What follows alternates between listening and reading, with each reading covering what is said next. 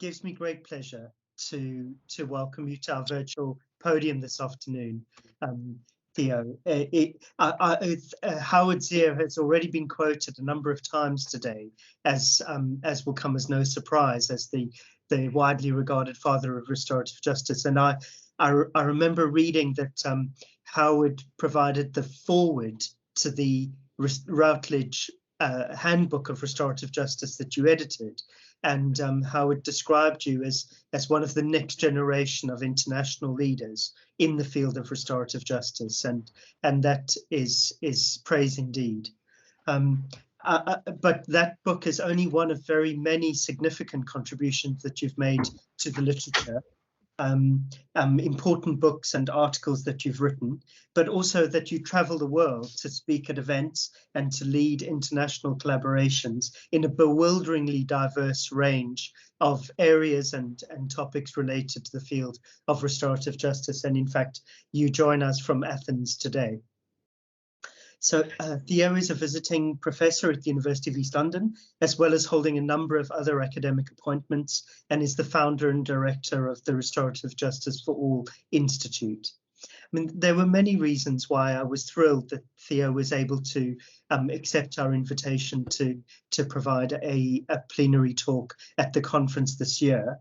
But really prominent amongst these is that I think that Theo is one of those writers in restorative justice who's not afraid to challenge the orthodoxy, to shine a light on power and hegemony. We're often comfortable to shine light into particular places, but I think Theo has been very brave in shining a light into some of the places that we perhaps prefer to keep in the shadows.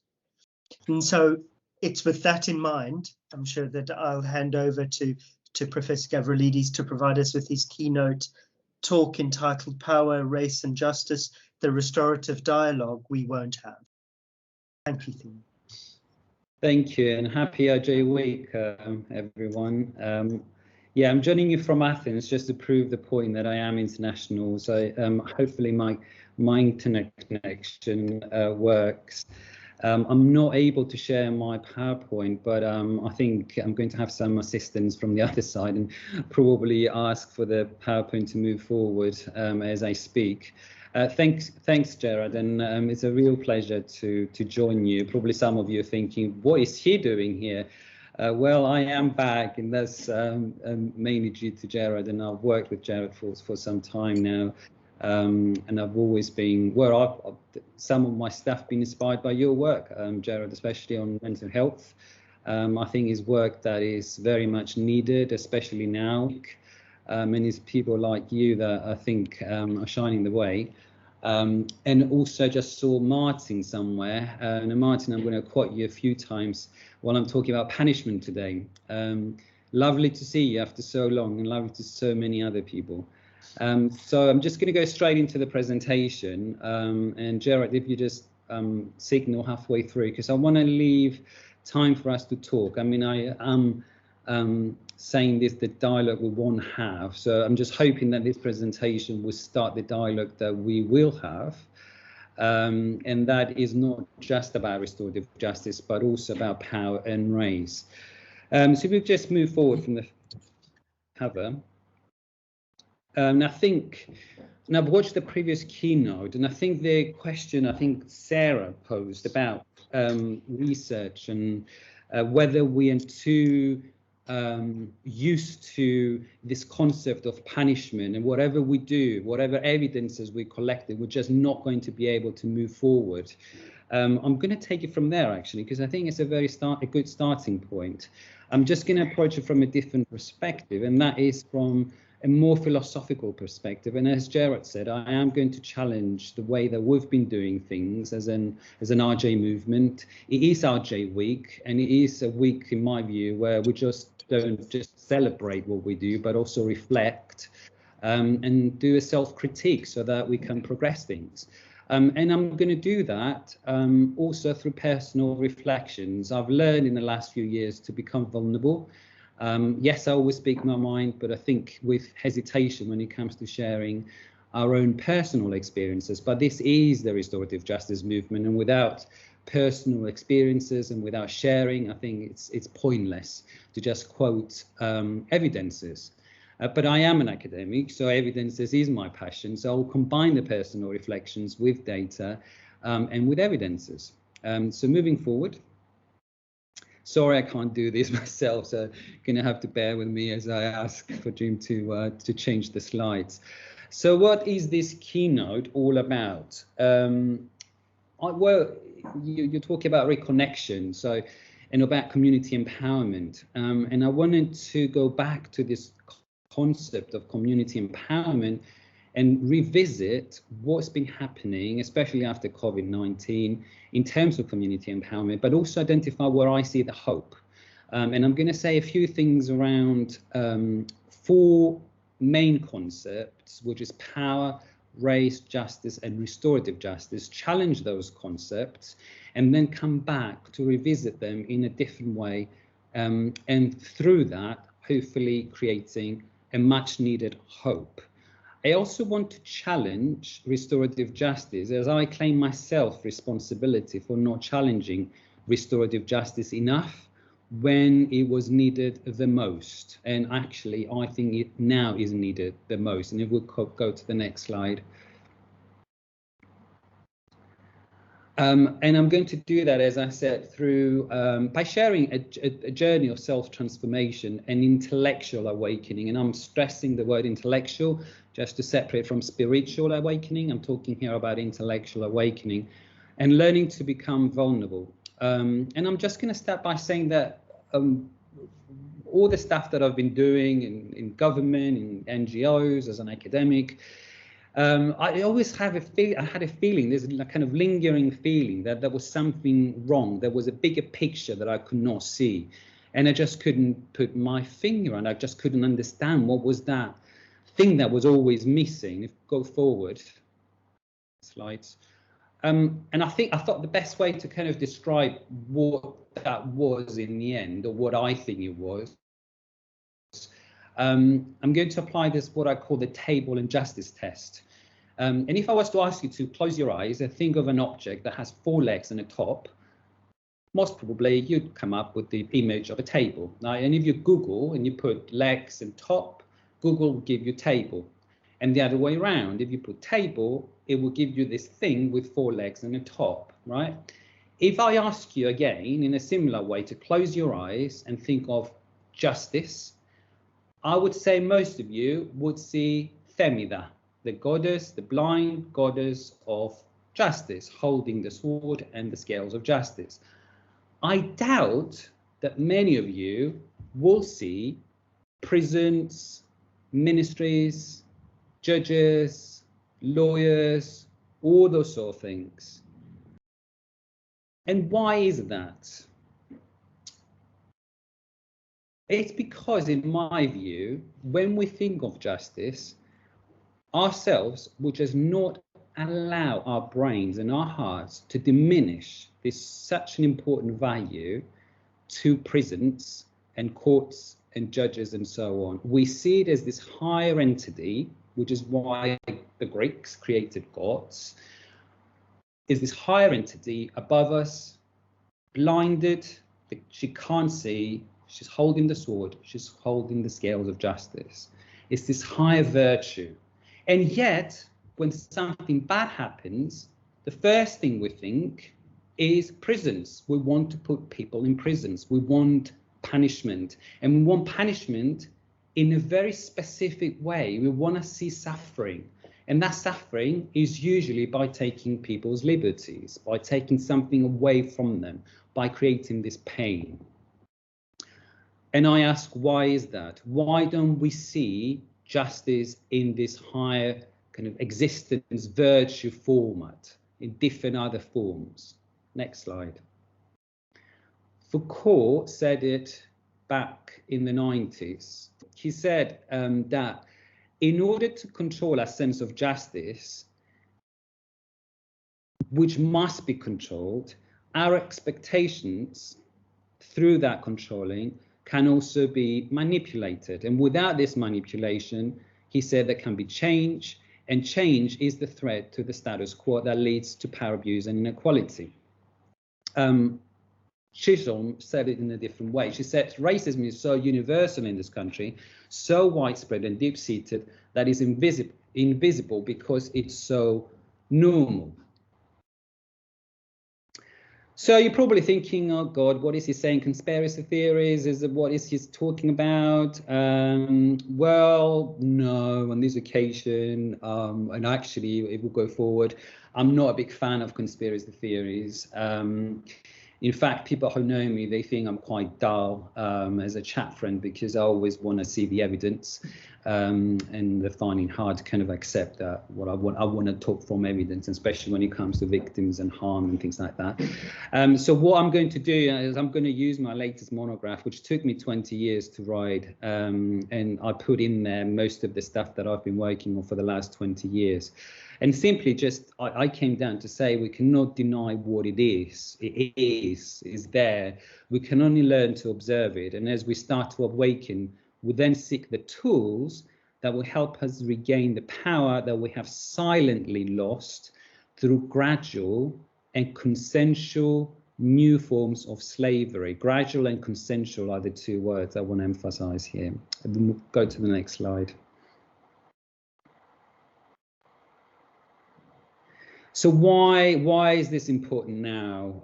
Well, you mentioned before Black Lives Matter, the feelings that we have that we must change things around persistent inequalities, things happening in front of us, you know, Floyd happening in front of us on our screens that we're watching.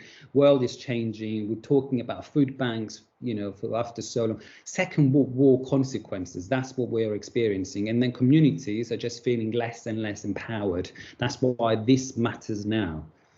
We'll go forward. So here are the 6 steps I'm going to take, the awakening roadmap. First, I'm going to challenge quickly power, then challenge race, challenge justice, challenge restorative justice, and then I'm going to talk to you about this fallacy of one justice, of what I consider to be the consensual model of us working, all of us together, and not in competition, but together. We'll go forward. So challenging power.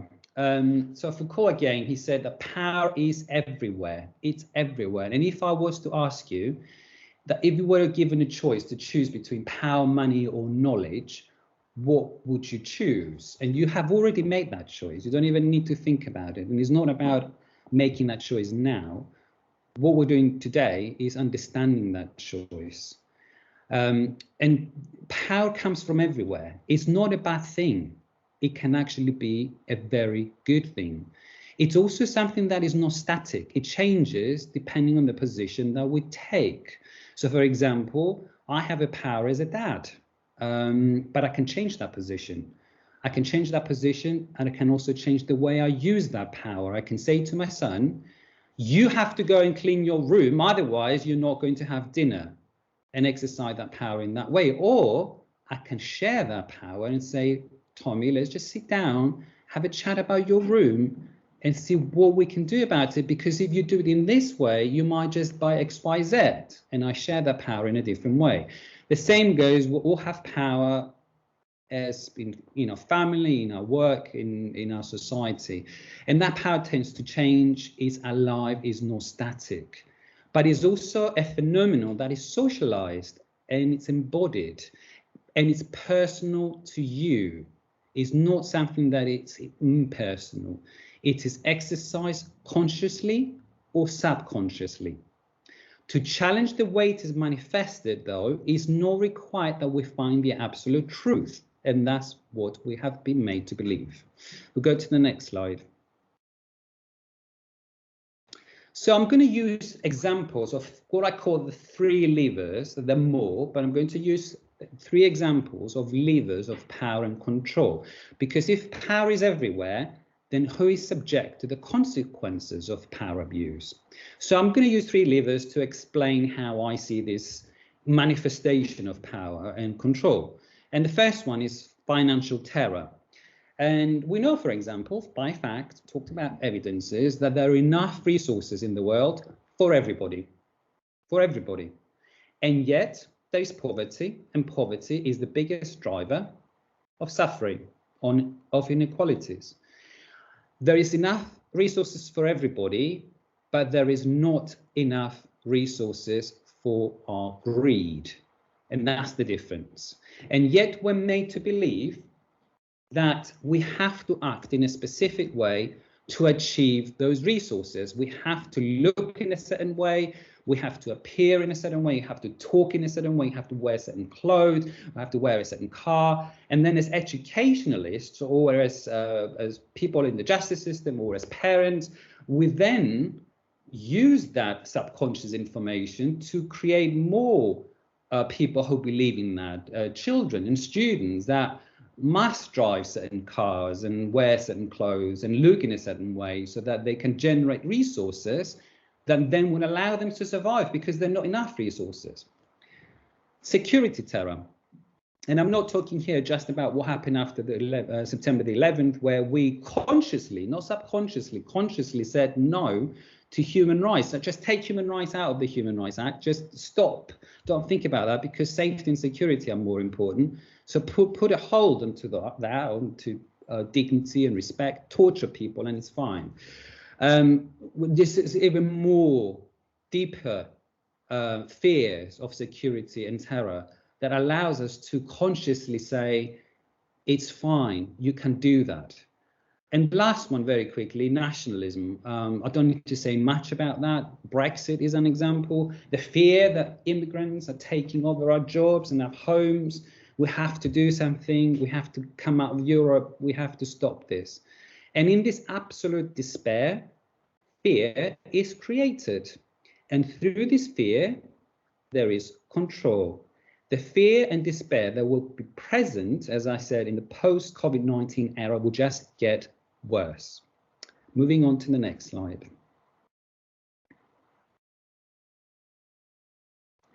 So, moving on to challenge race, and I am conscious this is going to be quite uncomfortable, even more uncomfortable than the one before, and I'll be judged by it. But as Gerard said, I have to, because we're never going to start the dialogue that we will need to have.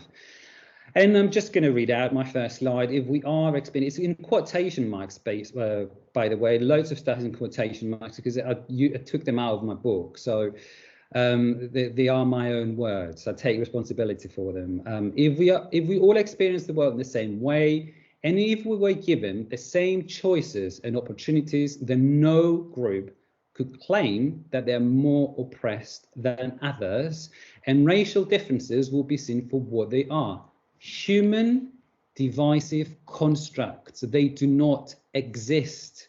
We have created them. And if the world was experiencing our opportunities in the same way, we wouldn't have them. They were created. That is why I use race in its analytical, sociological context to refer to the process of power abuse that racializes us all, not just one group, the power abuse that racializes us all. And I'm not interested in its biological or other interpretations, but the power structures that the term is fused with. You go with the next slide. So here are three realizations that revolve around what I just described now about how I see race. And the first one is what I call modern slavery. Slavery still exists. We abolished slavery 400-something years ago, but I believe it still exists in new forms. And I don't know if you can see a table there from Bales, who I don't agree with, but it is a good comparator, saying that all slavery, for example, legal ownership was asserted, in the new forms of slavery, it's avoided. We never say we have slaves. Before we're like, I have many slaves. Now we say, I don't have any slaves. And yet migrants, how do we treat migrants? Very low purchase costs before it was high purchase. Low profits before, very high profits. Shortage of potential slaves in the past, surplus of potential slaves now. Long-term relationship in the past, in the families, in the home, somewhere, very short-term relationships. The slaves now are very easily disposable. Before, they had to be protected and maintained, and so on. These new forms of slavery, more importantly, are not attached to a particular race. They're attached to your status, to your socioeconomic status, who you are. They're more diverse, let's say. The second realization is about disadvantage thinking. And I was thinking about that, thinking my own teenage years, when they were telling me when I left home that I was a disadvantaged youth because I didn't have a home, and that they would give me volunteering opportunities as a disadvantaged youth. They would give me jobs for a couple of months so that I can get a sense of what a job is about. And they would just make me feel that I'm, this funding about needs. They're calling them needs, this short-term terms for young people. They need stuff. Whereas no one, or only a few people, including Martin actually, but I wasn't too young at the time when I met you, Martin, it was 2000. They say, I see potential in you, I see talent, and I want to tap into your talents. I want to see you nurturing that talent. I want to develop your writing skills, your whatever skills. And that was a completely different way from looking at me as a disadvantaged youth who left home. Nobody would see the talent, they would just see the disadvantage. And that is not by coincidence. This is how our policies are created. They are created for young people when they go to prison, not to go back to prison. Well, hang on a minute. Why don't you see those young people who went into prison for what they are, for what they see, for what they have, and tap into the talents, not to avert the risk of going back to prison? That's disadvantaged thinking. Thinking about their alcohol addiction or their drug addiction is disadvantaged thinking, is not tapping into their talents. But that's not by coincidence. Number 3, grouping of victimization. What do I mean by that? Well, very nicely, we created these groups of victims. Women here, they're victims. Black people here, they're victims. Disabled people here, they're victims. And so on and so forth.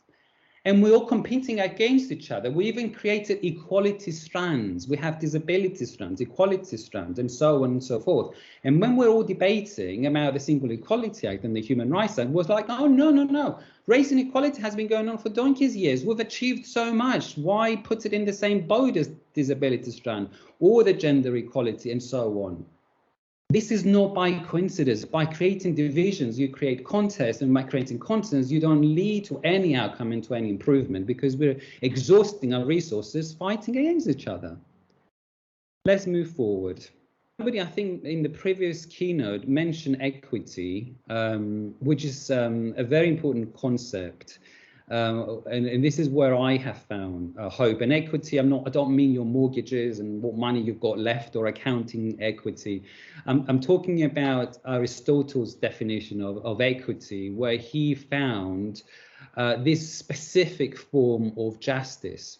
Somebody asked in the previous, I think it was Finn, how do you know what is the right thing to do? When Howard said, you will know that you're doing the right thing when you're doing restorative justice, when you know that is the right thing to do. And Aristotle said it in his analysis of equity, when he was talking about justice first as the lawful and the fair. And the lawful is what you find in the law, is what we put through our laws and procedures, and is human-made, is top-down. And then it's the fair, is the value, is what you have underlying the justice concept. And within the fairness concept, you have equity. And equity is so personal to you, to the circumstances of the injustice that you're trying to address. And that specific form of justice will not be experienced until you have the manifestation of the injustice that relates to you and the other person. That's why it's not possible to generalize it. You cannot write about it, you can only experience it. And equity can be delivered in that way, which is why I can find hope in it. Because if it's so specific, then it's in your hands as a practitioner or as somebody who is experiencing as what we call victims or offenders. You have the power to then control it. And as I say, distribution that is aligned within the inherent value of our true selves. Equity is the correction of the law according to the principles of universal fairness in situations for which the law is either too abstract, generalized or manipulated by the forces of power and control. And that is why, and this is where I see equity being aligned with restorative justice and social justice. And even if it has been defined in various ways, social justice incorporates the principles of equity and equal rights. It's a value that is attainable, but we only need to be awakened to see it and to identify it. We go forward. So, time to challenge restorative justice now. And I'm going to challenge it hopefully in a constructive way, because I see restorative justice, having said all of those things I've said about power and abuse, to actually be the potential biopower that can counterbalance existing inequalities and the misuse of power by top-down structures. And why am I saying that? Because restorative justice was born out of community empowerment. It was born out of community action. It wasn't born out of courtrooms and lawyers. Niels Christie said in the 70s, returning conflicts as property, because they are property. And it says taking away from the lawyers. It has that potential. And I'm not saying that lawyers are, bad people. I come from a family of lawyers. I was trained as a lawyer. I am saying that restorative justice is organically community-led, and that's why I feel it can be the potential biopower that can counterbalance the top-down delivery of justice. But that comes with something else, and that's what I call responsibility, because restorative justice is powerful, but it's also a painful tool. And as a painful tool, it's morally problematic. Again, Martin, 2000, I asked you what you think about restorative justice being morally problematic and needing a philosophical justification. And I quote you in my articles when I write about punishment, and I say, you said to me, quote, in your email, why would you need to morally justify a practice that is meant to be for good? It is meant to be for good, and I agree with you, but it has painful consequences. And it might be informal, but that doesn't mean restorative justice is enjoyable. Quite the opposite. It will move forward. So here it is. So we have two kind of groups in the literature about restorative justice as punishment. Some of them say it's alternative to punishment, and some of them say it's an alternative punishment. Well, I say it's neither nor. I say something else. And I say something else because it generates a different kind of pain. So I'm taking punishment back to its roots to ask what punishment actually is. And we have learned punishment to comprehend it in a very specific way, which got only to do with what we have been experiencing post the Middle Age years. And punishment in the restorative way creates something very different. I call it restorative pain. And this pain has a dual impact. First, it causes restorative justice to be morally and ethically problematic. Secondly, and this is the flip side of things, it provides the foundation of its philosophical justifications as a theory and as a painful practice. More importantly, this restorative pain is where restorative justice draws its own power for restoring peace. We go forward. So, restorative pain, what is it? Okay. So, again, these three bubbles, I like the number 3. So, seeing the infliction of pain in an awakened state of mind. Just looking at the historical development of punishment. Marx said it, Braithwaite wrote recently, punishment as just desserts, as retribution, as prisons, as removal of our enjoyment of the right to liberty is a recent phenomenon. What we were experiencing in the past simply was not that. It was created by the kingdoms, it was created by the ecclesiastic powers for specific purposes, and is not a phenomenon that was created with communities and the old ways of delivering justice. Moving on to deconstructing pain, and I can only use an example to explain my own experience of understanding this restorative pain. And it was during RJ Week, almost 10 years ago, and I was in Vancouver in Canada, and I was taken to visit a prison called Ferndale Prison. It was outside of Vancouver. It was an evening, it was very rainy, very dark, and here I am in this prison with 22 life sentence prisoners, some of them convicted of rape, murder, you name it. And here I was there with my dodgy accent, quite small, these big guys, tattoos, looking very different from me. And I sat in the circle, and the circle started, and they started sharing stories. They didn't know me. They didn't know why I was there. I wasn't facilitating the circle. The principles were followed with the peace and the keeper and all those principles that we know. And then it just goes round and round. And then some point, this really big man, long hair, tattoos and everything, started sharing his story. He said, look, I'm not going to say anything about what I did. It was wrong. I accept it. I'm just going to say that my mother is going to have her last Christmas in a few weeks, and I'm not going to be with her. I haven't got any brothers. She hasn't got any family. And I just can't believe what I did to her, spending her last Christmas in this world on her own, in this dark, wet place. And he started crying. He started crying. And then I started crying. And then I started sharing my story about my dad, who had nothing to do about what was being said. And I didn't know these people. They didn't know me. And then more stories started to come out. And then it hit me.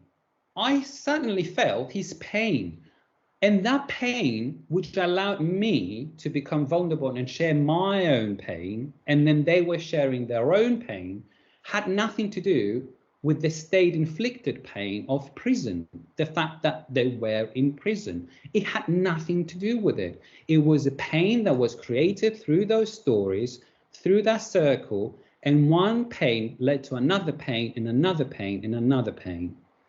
And why was that pain a good thing? Because it created a knock-on effect of connection that was not there before. I was connected with them through that pain, through that story, and suddenly more things were happening in the room. And towards the end, I felt cleansed. I felt I don't know if you ever watched Greek tragedy. Catharsis is called. When you finish watching it, you feel cleansed. And that catharsis, Nietzsche said it's a subconscious wanted experience. We like watching it. We like watching tragedy because we know we're going to come out clean. Our feelings would be cleansed through that pain that we watch, the suffering, and then that suffering allows us to transform. Because without that suffering, you cannot transform and you come out different. And this is where restorative justice is powerful. It's through that pain, that unique restorative pain, that then leads to catharsis, and catharsis leads to transformation. But that needs the moral justification. And this transformation, the value of it, is what allows us to justify the infliction of that pain, which is self-inflicted, by the way. We all talk about voluntary participation, and we all talk about practitioners being able to identify when that voluntary participation is withdrawn or is not honest, because that's when practice becomes harmful. And if practice doesn't become harmful, then practice becomes pointless, because that catharsis and that transformation is not taking place. If we go forward, we're almost there. Stay with me. Forward. Right, so here's where I speak about the fallacy of one justice, and we're all made to believe, especially people in the RJ world, and this is where, you know, some misconceptions about the things that I said in the past were taken the wrong way, and divisions were created. And actually, I think some of the struggles of the past and of the struggles that we're experiencing as a restorative justice movement is because we are too modest. We have been limited in the vision of restorative justice. And I've heard one of the things that I didn't disagree, but my subconscious resisted, was this discussion before about the APP and saying that there is not a national picture of restorative justice and that we must create one. Otherwise, we can't move forward, for example. This is not what I mean by vision. That is a distraction. Why do we need to map restorative justice practices so that we can have a national picture? Restorative practice is organic. It happens in every church, in every home, in every community, and it will continue to be so. And why do we need to map it so that we have a national picture and then fund it? We will not. We will never map restorative justice because restorative justice happens anyway, and it will happen anyway with or without funding. So don't let any PP or APP or whatever they're called to tell you that you have to map restorative justice so that it can be alive and make a difference. Yes, we have to evaluate our practices. Yes, we have to abide by principles and rules, but I don't have to map it. It's not mappable. So here is what I mean by a better vision of restorative justice.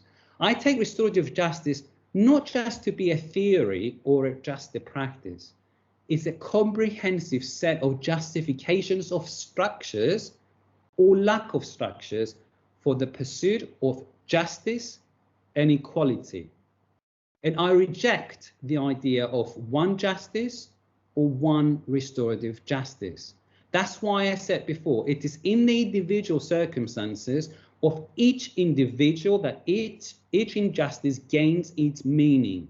So if you are experiencing an injustice, that injustice is so personal to you, which then makes restorative justice very personal to you. And it's in the understanding of those specific events that led to an injustice and the specific needs of those experiencing it where we find balance, restoration, and equity. That's why power sharing and user involvement in the design of restorative justice is very important. The previous speaker spoke about justice in schools and designing it with students. But without the participation and power sharing, you're just creating, the sausage machine of the criminal justice system, the processing of cases. But that's not what restorative justice is about, isn't it? We'll go to the next slide. So here are my two funnels, the way we can all live together, and don't worry about not being able to see them. I'll talk you through them very quickly. So if we have a conflict, we have conflict in both of those funnels. The funnels, we're meant to empty them so that we can release the conflict. That's our purpose, right? So the first funnel has crime, offenders, and victims. And these are the labels that we use within our structured, law-based justice and criminal justice system. Restorative justice exists within that. We have passed a law allowing courts to divert cases to restorative justice. We work with the police. We work within the criminal justice system. So the conflict can be emptied through those structured ways, through the structured justice and criminal justice system, and that's where restorative justice of this form belongs, within that system. And around the funnel, we have human rights in the form of legal restrictions to counterbalance the power abuse that can be experienced within the structured way of delivering that conflict. So I repeat, crime, offenders, victims. We empty those three bubbles within the funnel through the structured way of delivering peace and justice. And restorative justice has a place within that, but it has to follow the human rights legal restrictions within that funnel. And here you have the second funnel with the conflict, but here you do not have, and it's wrong to think, in my view, in terms of crimes and in terms of offenders and in terms of victims. Here you have harm, you have harmed parties, and you have a broken liaison, social liaison. You don't have violation of the law. Here you have something completely different. You have the harm that has been experienced. And this doesn't make it any less significant than the violation of crime. And it can work in the same time. These things do not exist in opposition. They are parallel. They exist in the same world. They're not two different worlds. It's just how you view harm and crime. But you can't speak of harm and at the same time speak of victims and offenders. You have to talk about harmed parties. And here's how you empty this funnel. You empty it through community structure, bottom up, loose mechanisms of justice. And this is where you have unstructured restorative justice. This is where community-based restorative justice exists in our homes, in our churches, in the little places that you cannot find on the map, and you will not find on the map. And this is why APP is wrong, expecting to have a map for restorative justice, because restorative justice can exist in those places and address harm and heal harmed parties and restore harmed, broken social liaisons, those connections, those ties that we experience and you cannot put your finger on.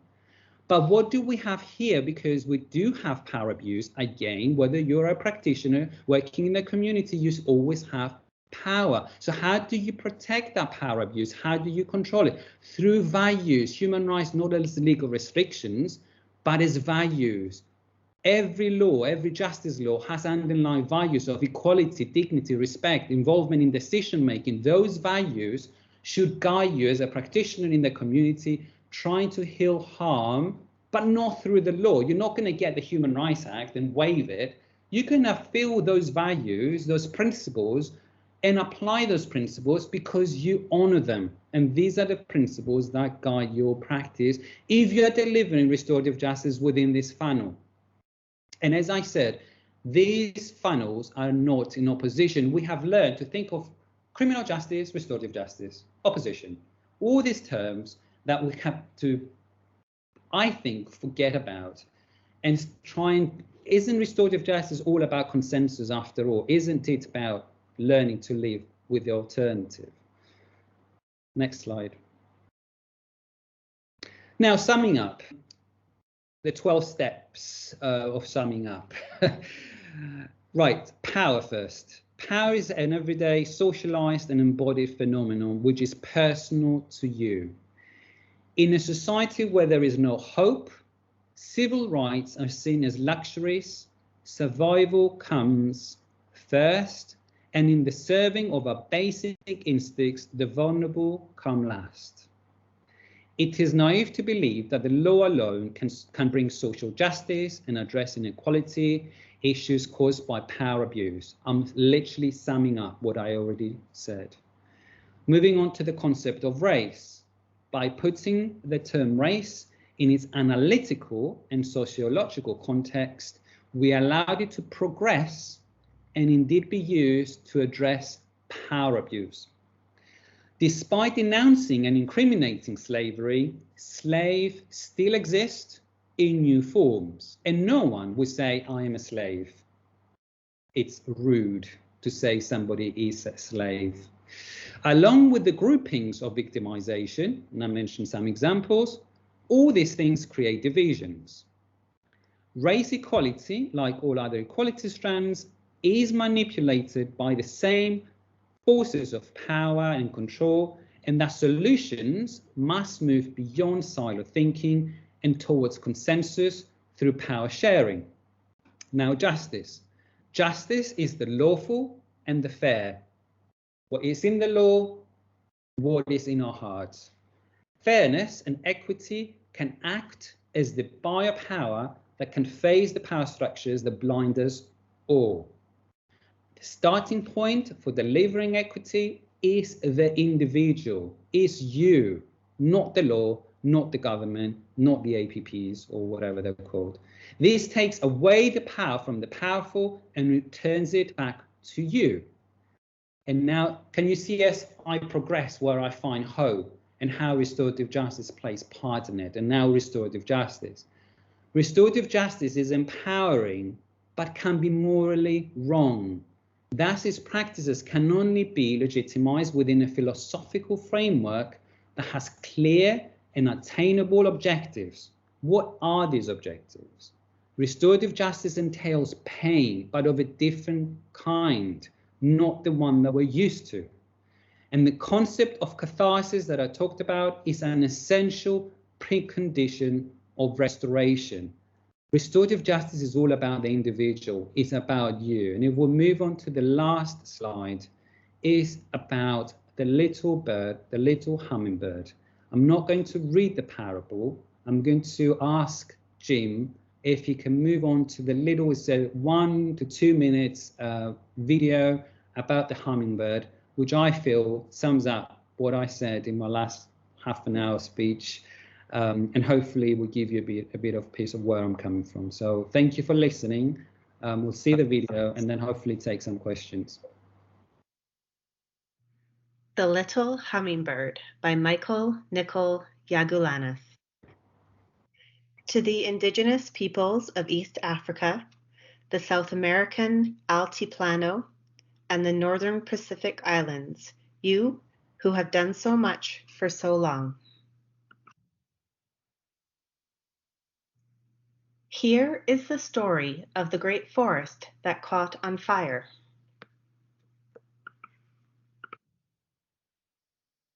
The terrible fire raged and burned.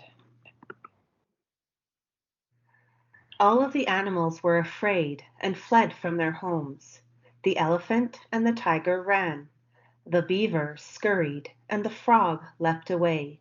Above them, the birds flew in a panic.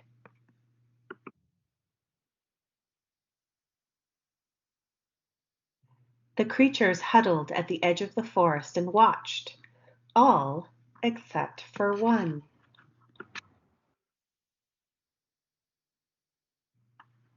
Little Hummingbird did not abandon the forest. She flew as fast as she could to the stream.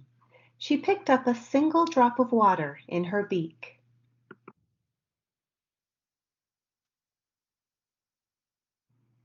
Little Hummingbird flew back and let the water fall onto the ferocious fire. She dashed to the stream and brought another drop, and she continued, back and forth, back and forth.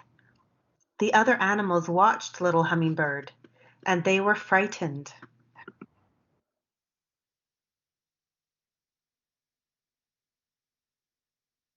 "What can I do?" sobbed Rabbit. "The fire is hot, and I am scared." "This fire is so big," howled Wolf, "and I am so small." "I can't do anything about this fire," croaked Frog. "My wings will burn," cried Owl. Little Hummingbird continued her work. She flew quickly, picking up more water and putting it, drop by drop, onto the burning forest. Finally, Big Bear said, "Little Hummingbird, what are you doing?" Little Hummingbird looked at the other animals. She said, "I am doing what I can." I think it all sums up to I'm doing what I can. And don't let anyone tell you that what you're doing is not enough, because it's more than enough. Thank you. I've got the privilege of having my microphone on, Theo, so you can actually hear me clap and not just the little icon. You're absolutely right.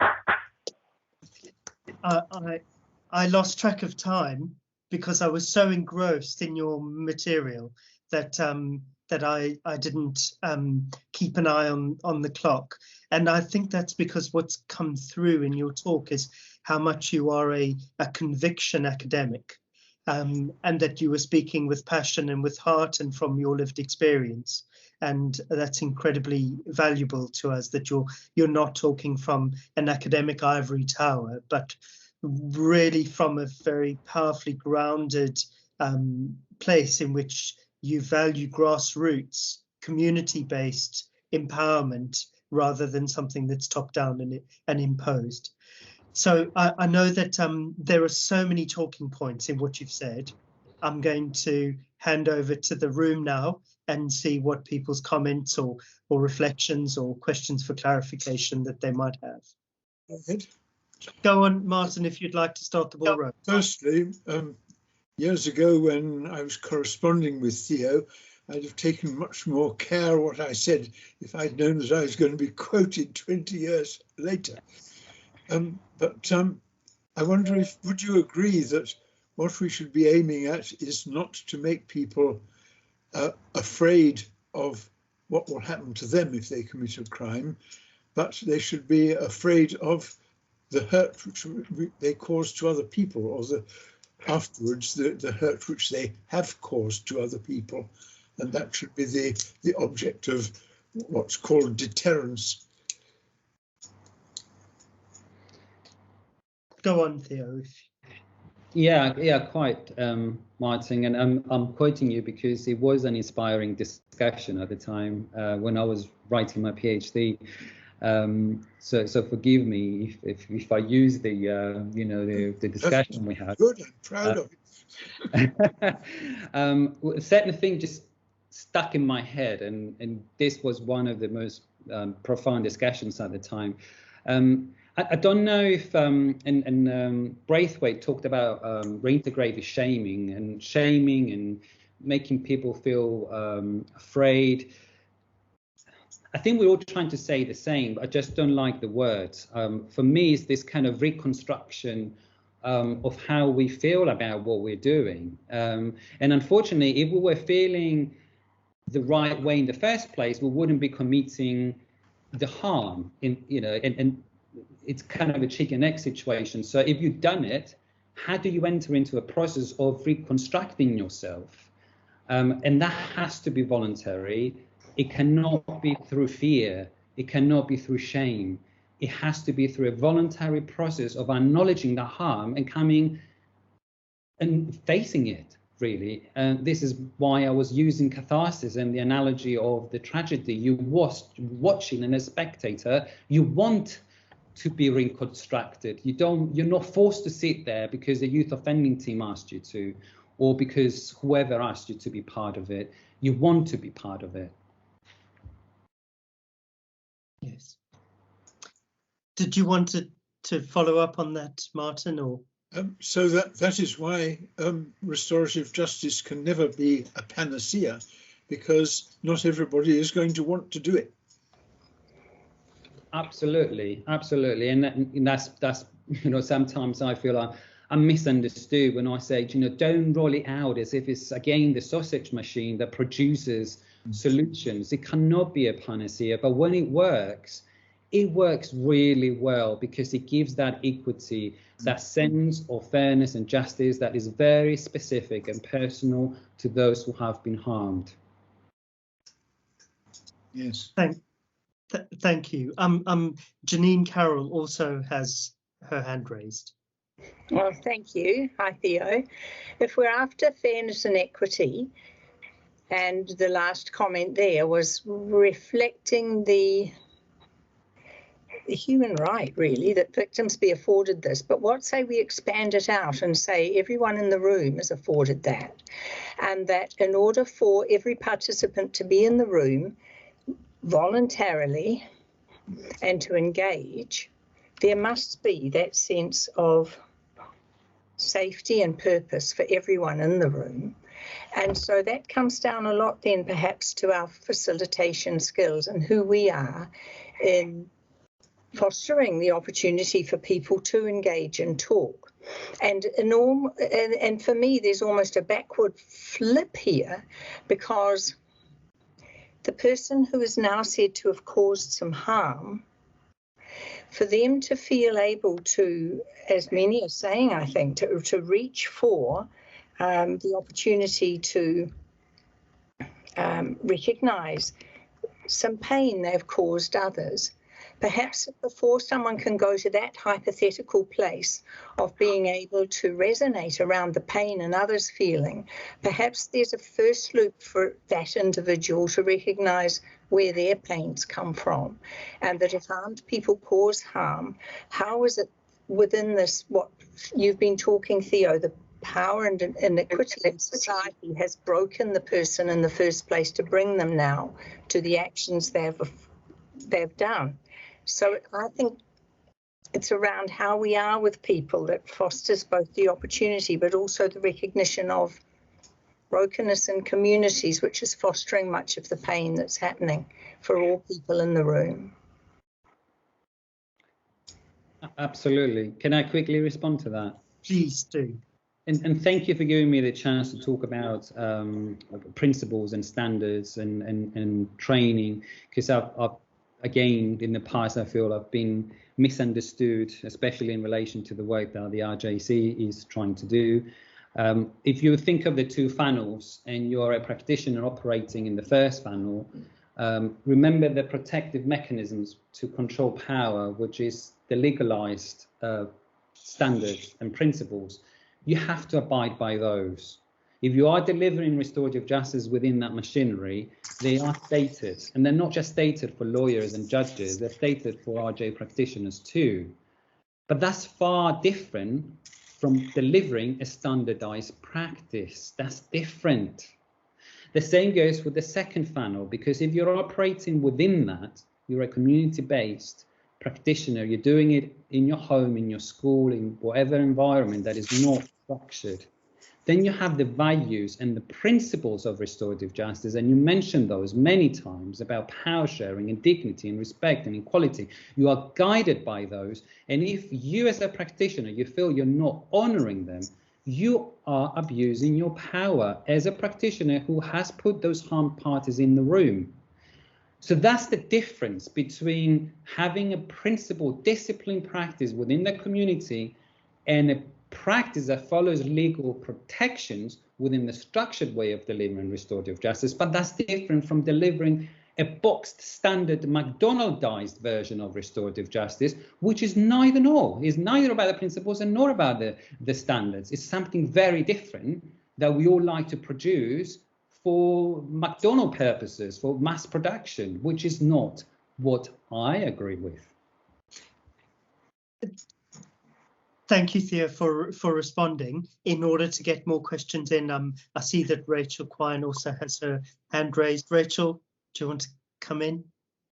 Yeah, I just thanks, Gerard. I just it feels like there's so much to kind of unpick, really, and I really welcome and sorry, echo the some of the comments that have already been made, that I think it's so important that we have these spaces, because we don't really know what we think about a lot of these things until we're presented with it and then given that time to kind of to do that reflection, which is so important for us as practitioners in the field. So really just acknowledge and thank you to Theo for opening up that. I'm still really not sure what I think about it, so I have to unpick it, but thanks to the RJC for allowing the space. I think one thing I would say, and I don't really know if it's a question, Theo, so forgive me, it's a kind of rambling slide, is that I think that concept of restorative pain is really helpful. I think, like you say, it does fit in with a lot of stuff around shame and shame management from some of those theories, and it's the transformation of the pain or the transformation of the shame that we're really interested in. And I suppose for me as a practitioner,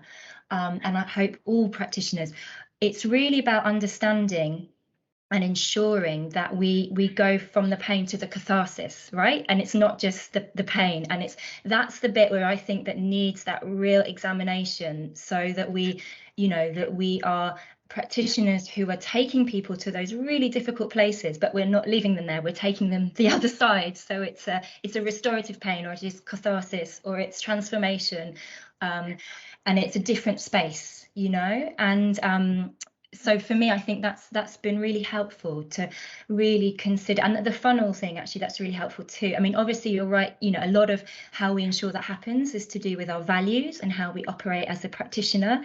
But I think there's really something in there for all of us practitioners to understand that you know, I don't know, is it a journey of that thing from not just pain, actual catharsis? So yeah, thank you for that, and that's just something I thought was important to acknowledge.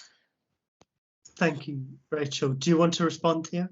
Thank you, Rachel. Yeah, but very quickly, just to say, yeah, that's why I feel, that's why I feel so passionate about saying we have to do it with responsibility, because it does create that pain. It is a powerful practice. And that responsibility is actually what you just said, making the connection between the pain and the catharsis, because the catharsis is the transformation. You as a practitioner has that responsibility, not just to cause the pain, but to lead to the outcome, which is the transformation. Now, this is where I think where we have to work better as a movement, to work in partnership with other practitioners.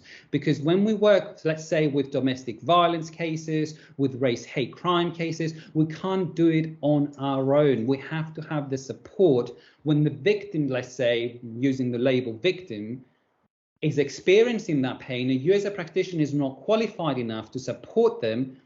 How do you work with another practitioner who is qualified to support the woman who is suffering because of domestic violence, whatever it is, to work in partnership with them to ensure that there is that support? And that partnership working is yet to happen. And I would like to see more of those connections, so that restorative justice is seen as a holistic experience, not as an isolated experience. It's such an important point, and Theo, you know from our conversations about mental health that there's another example of where you need a range of skills to be able to participate, and perhaps the way our practices are structured, it doesn't necessarily promote that type of multidisciplinary and interdisciplinary working. I'm going to move on to ask David Masters to unmute and come in. Thanks for waiting.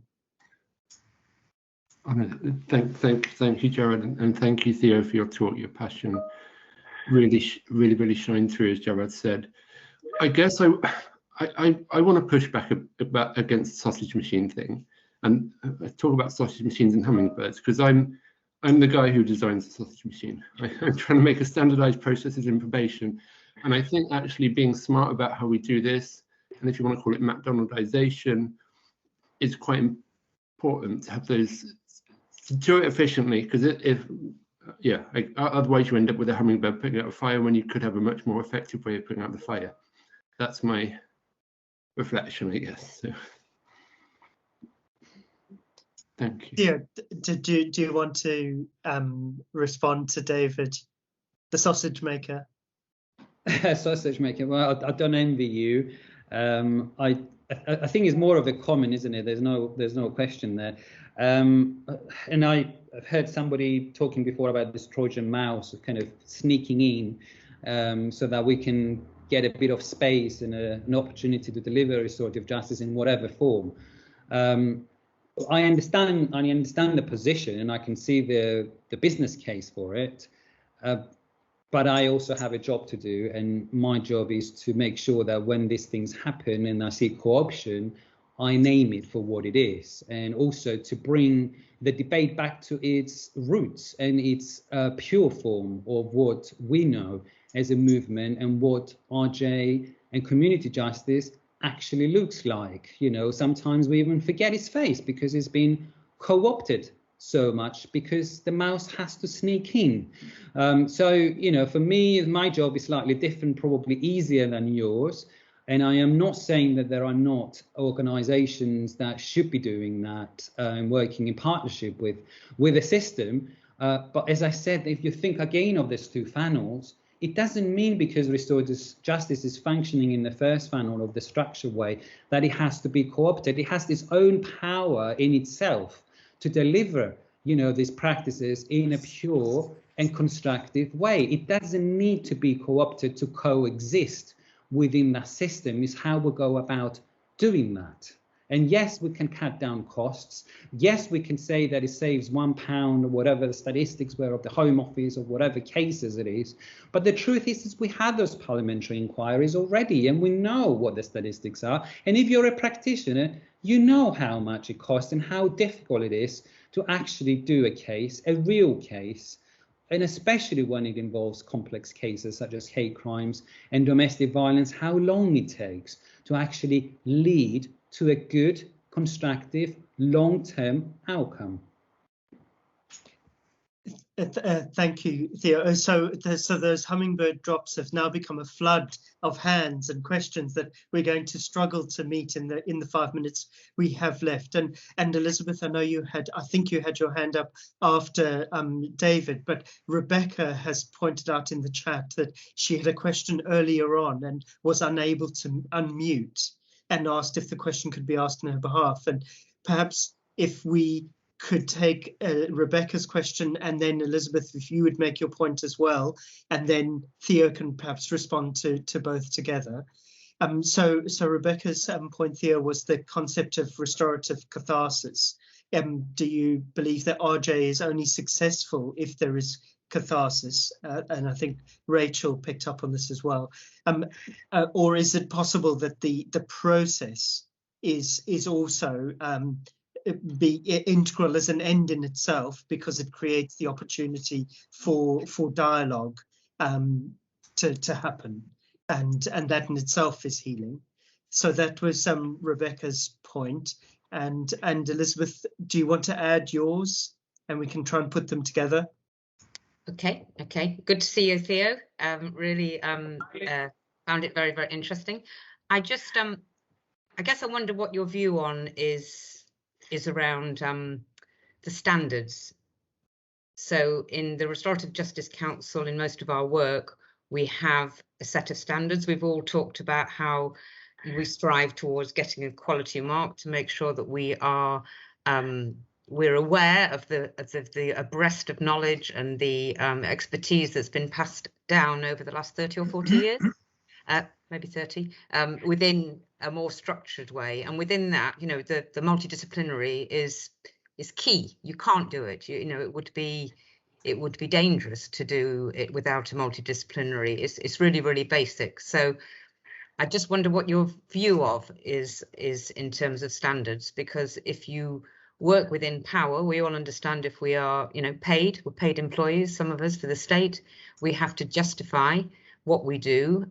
We have to acknowledge the power that we have, and we have to work collaboratively, and the standards protect those who are engaging, be it in a voluntary way. So just wonder what your views were. And I understand that the European standards have just been published recently. Yeah. I'll answer both questions, and just to say that I am conscious, and I keep talking about responsibility, I'm conscious that once you open the Pandora box, you can't close it, and I don't want to come across as shutting down the conversation because we've ran out of time. So if Gerard or the RJC can facilitate a dialogue after this dialogue, because we've run out of time, I'd be extremely grateful. I don't want people to have lingering questions and comments that haven't been addressed. So it's important that we continue the debate. Today, I feel it's just the beginning. So just that caveat. Now, moving on to the process, absolutely, you don't need to just have catharsis. Absolutely, restorative justice can do a lot of good just through the process. And I'll give an example. Pelican, who has done a lot of cases on domestic violence, spoke about women not being able to go back to their homes after they had restorative justice and suddenly having a better relationship or coming out of the violence. But the fact that they had an empowering process, a restorative justice empowering process, was very good for them, because for the first time they would feel the power and regain that power through that process. That was good for them. It was the first step for those women who have gone through domestic violence cases and restorative justice. That didn't give them any catharsis. It didn't lead to any restoring relationship or stopping the violence, but it did empower the women for the first time. Yes, you can have a lot of benefit through restorative justice. It's just what claims we make, because if that case meant that we claim that we restored the case and it's not going to go back to the criminal justice system, which keeps having these cases over and over again, then we're making the wrong claims. That's what's the difference, right? that we're not saying that it can only be good when it leads to a certain outcome. That is different. The same with what the point Liz made, which I made in the past, and again, I think we disagreed, Liz, when I think I was talking at a probation conference and I said about standards and you were very upset. And I remember everything. It was 6 years or 7 years ago, right? 8 years ago. And I spoke about quality marks and about standards. And as I said before, it's very different from standardizing the practice and not allowing an organic practice that just grows up because there's no response to an injustice and the community responds to it, and it hasn't got the time to read about standards and follow specific principles, but it is good. And that, I think it was an RJ week that had innovation as its label. And I said, well, how can you encourage innovation when you want to standardize the practice? It just takes the heart of restorative justice, just rooting it out completely. And Braithwaite said the same thing. He said, how can you expect an elder to sign up to a register in Australia? They just simply won't. But that doesn't mean they're not doing a good practice. You're a very responsible practitioner that's been doing it for donkey's years. So, but they're not all the same. And I agree with you. That's why these two funnels exist. They're the protective mechanisms existing in legal form, we call them EU standards, Council of Europe standards, RJC standards. We all have national, European, international, the United Nations created standards. They're of the first funnel. They're the standards that we have to follow if you're going to practice safely, if you're not going to abuse your power. And then you have the other funnel, which is what I'm talking about. Sure. The people in the family, you're having conflicts with your family, with your members, with your son, and you don't need the EU Council, or the Restorative Council, or whatever standards to standardize your practice. You will organically follow your values of fairness, dignity, respect, power sharing, those that you have as a person, and deliver your dialogue, your restorative dialogue. And that's what I was talking about. That's why you cannot take innovation out because you're expecting. So both can work. They're both valuable. They just don't, it doesn't mean that we have to be an either or situation, or that we're not responsible practitioners if we're not delivering RJ in the other funnel, we're delivering in the unstructured funnel. Well, I hope that's helpful. It's very helpful. I mean, it's very philosophical. Thank you both, Liz, and I'm going to be held to account for the harm that I cause if I don't allow people to have their screen break shortly. But thank you for condensing your dense material into a short time that has allowed us this rich and generous discussion that has been so thought-provoking. I can see that we're missing out on John and Belinda's hands raised and their questions, but perhaps, as Jim has put in the chat, that we can collate questions, and if perhaps John and Belinda could put their questions in the chat, and we could have this as part of the dialogic process that we have over the course of today and tomorrow. So thank you very much, Theo, for joining us and for finding space in your diary to talk to us from Athens today. I think you've given us lots to think about and to digest, and hopefully this will be an ongoing dialogue within our restorative communities. Thank you, first of all, Gerard. You walk the talk, so I'm grateful for bringing me back. I'm really, really grateful, and I feel that it's, just as I said, the beginning of a long dialogue. And just to say again, we are the hummingbirds. Don't let anyone make you believe that you are any sausage machine. You're not making a difference. We're all making a little difference day by day. Thank you, and enjoy the rest of the conference. Congratulations. Thank you so much. Thank you very much. Thank you, Thea.